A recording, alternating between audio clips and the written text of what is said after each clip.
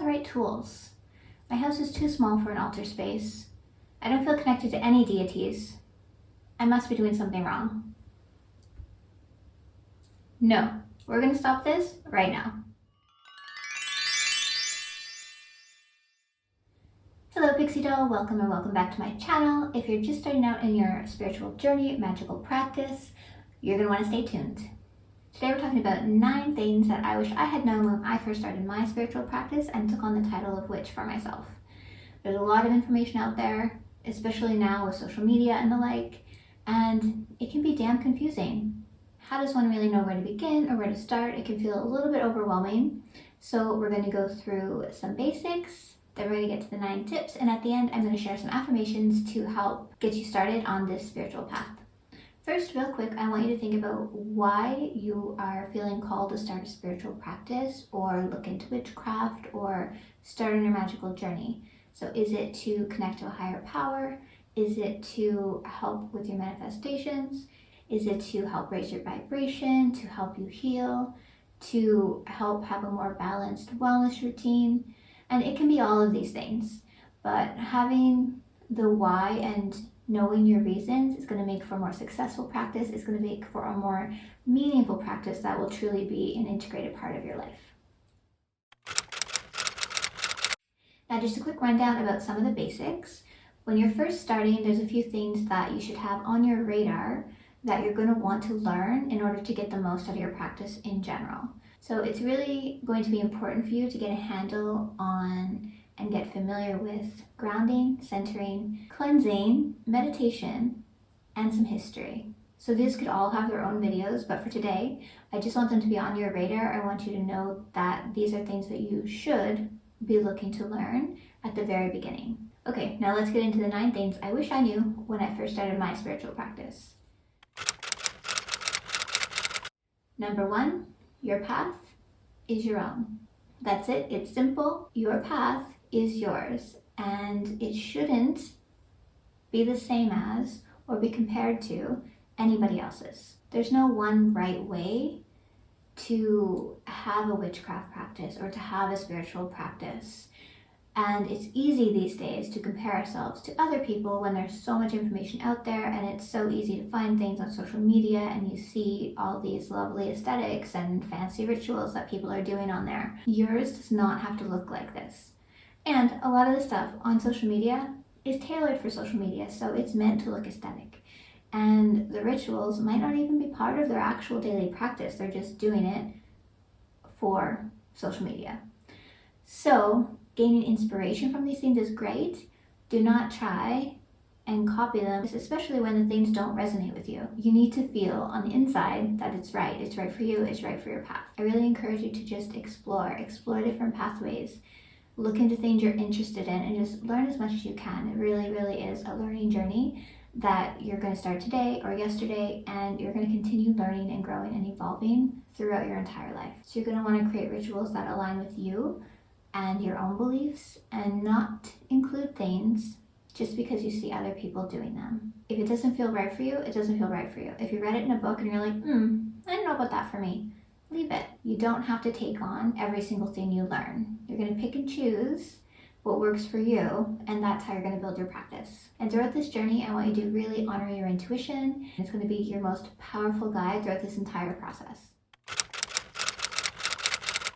Tip number 2, you do not need any fancy tools. So this is a common trap for people just starting out, myself included. When I started, I thought I needed every tool. I thought I needed a chalice and a wand and all the herbs and all the crystals and every color candle you can imagine in order to be considered a real witch, or in order to have a fulfilling practice that was actually going to work for me. And this just is not the case. You don't need anything. You don't need a single tool. All you need on this journey is your own inner magic, your energy, your own specific intentions, and a clear vision for where you're going. That's it.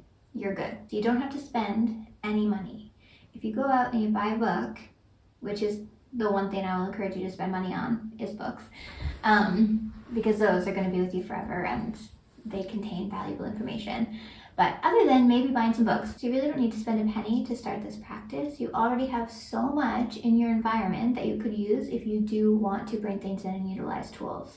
You could use a fallen leaf from outside, an acorn.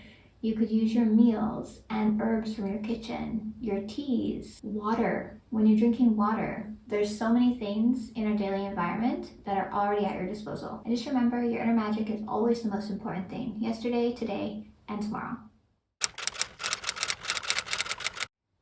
Number 3, be mindful of your energy. So understanding and working with your own energy is really going to be at the heart of your practice. When you are doing your rituals, when you're meditating, when you're doing visualization, we are shifting energy to make it work in our favor. We need to be aware of it and we need to know how to work with it. When you're doing these things, your energy has to match the intention that you're trying to manifest. So if you're trying to manifest a happy life, but you're doing this ritual or sitting in a meditation from a negative space, those emotions, those energies are not aligned, and you are never going to be able to manifest what it is you're trying to get. So you really need to come at these spiritual practices in alignment with what you're trying to accomplish. So to tune into these energies, you're really going to want to take on some of the things I mentioned at the very beginning of the video.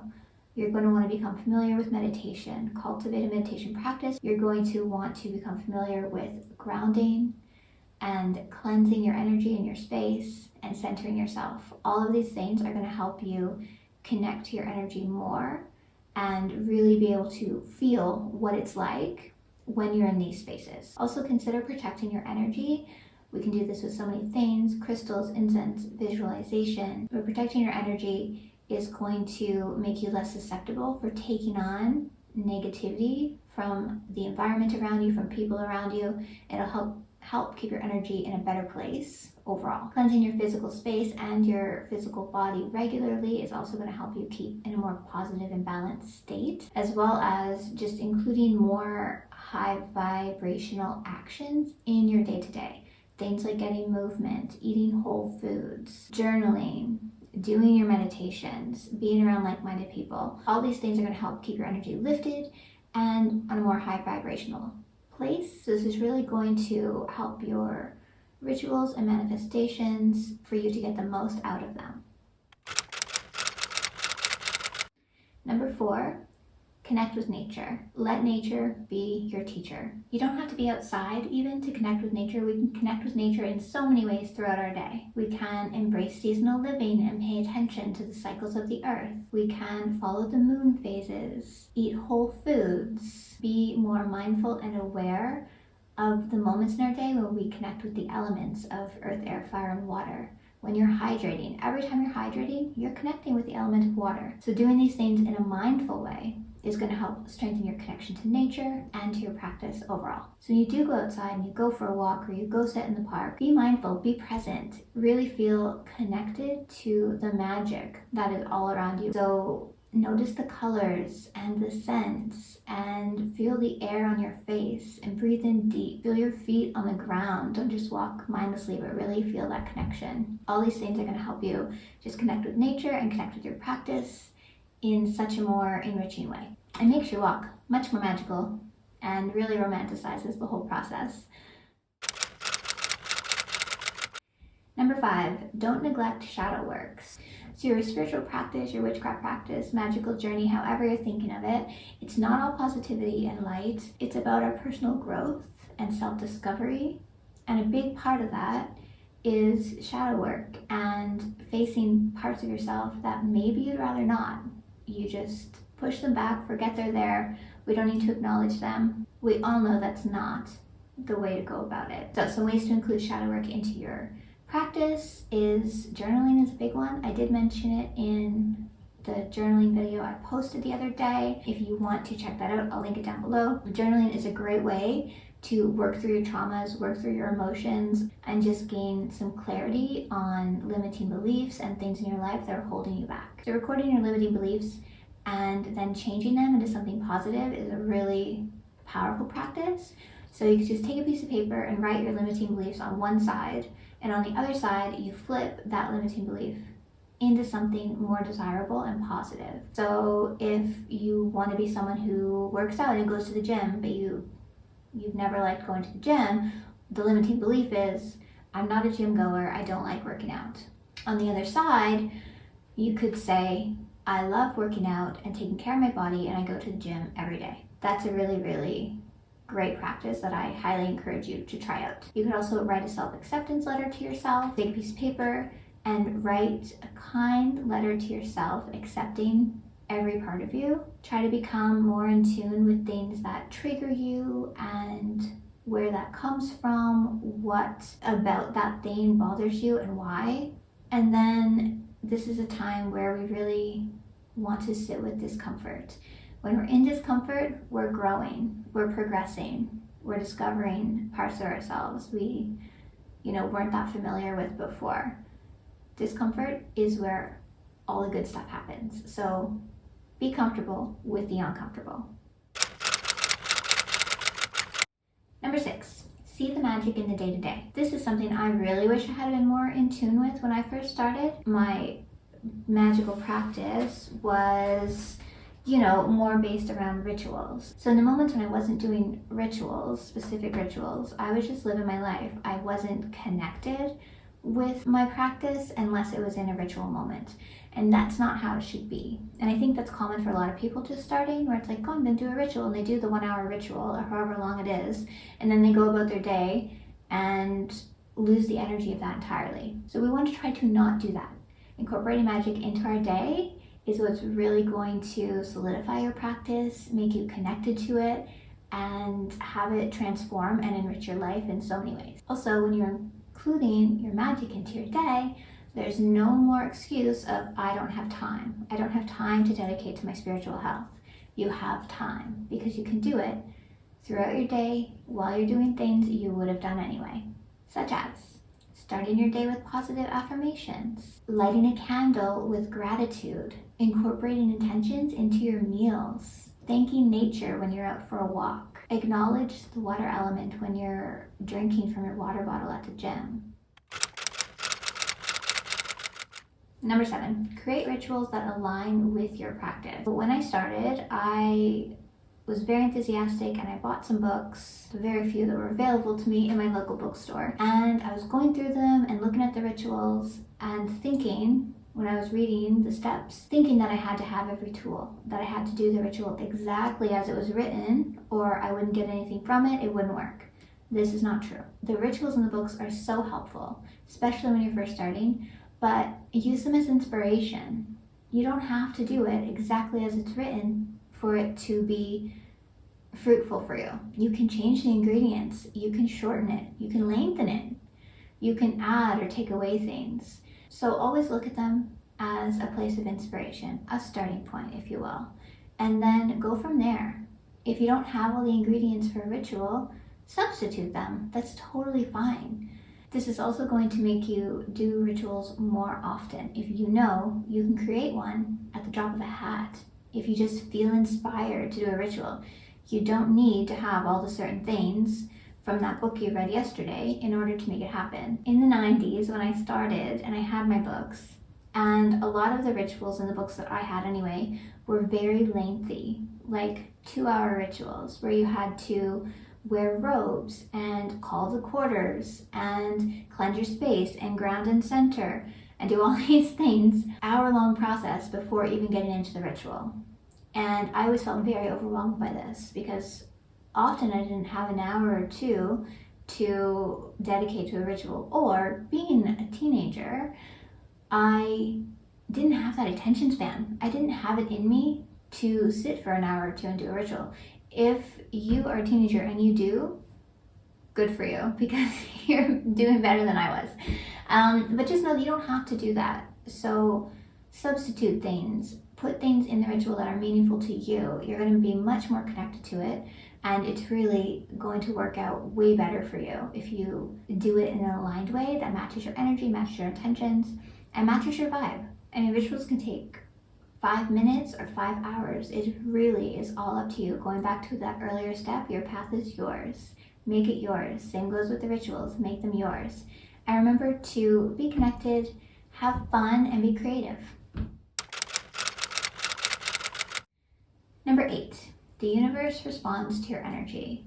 So this connects back with the being mindful and aware of your energy. Your thoughts, your words, your emotions, these are all things that are going to shape the reality around you. Whatever you're putting out is what you're going to attract back. So we want to remember that the universe is going to tap into whatever it is we're putting out the most. If we're constantly complaining and being negative and having a hard time finding the joy in our days, chances are more of that is going to manifest. And when we try and go through our days from a place of more positivity and light, we're going to attract even more of that into our space, into our realm. So really, we get to choose if we're going to have a negative, low vibe kind of day or a positive, high vibe day. Which one would you rather have? Now, side note, I know this is easier said than done a lot of the time. Trust me, I get it. So don't feel like you can't feel negative. Of course you can. We all feel negative sometimes. We all feel low and down sometimes. But the important thing is to try our hardest and try our best when that happens, when we get negative, when we get low, when we start, the negative self-talk, we recognize it and we shut it down. We try and shift that negative thought into one that's positive. We hear it, we acknowledge it, and we let it go. Maintaining positivity, maintaining higher vibe emotions, it takes work and it's not instantaneous. It's a journey. And the more you cultivate the positive thoughts, the more you get used to shutting down the negativity and the negative thoughts in your mind, the easier it's going to be to stay in that positive state and to raise your energy on a daily basis. Eventually, you won't even have to try. You're going to think something negative and automatically the positive side of your brain is going to kick in and be like, hold on now, back it up. And you're going to shift it. And it'll become second nature. You won't even be thinking about it. It's just going to happen. So every day, all we can do is our best. We want to practice gratitude, trust in the universe, trust in your inner power and magic, and just strive to show up as your best self every day. Speaking of showing up as your best self, on to tip number 9, you are the magic. You are the magic, it's you. So forget everything else. At the end of the day, it's your thoughts, your intentions, your emotions and actions that are going to provide you with a fulfilling, magical, spiritual practice. So trust your intuition.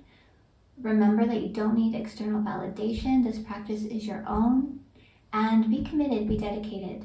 Dedicate yourself to learning, to discovering new parts of yourself, and to personal growth.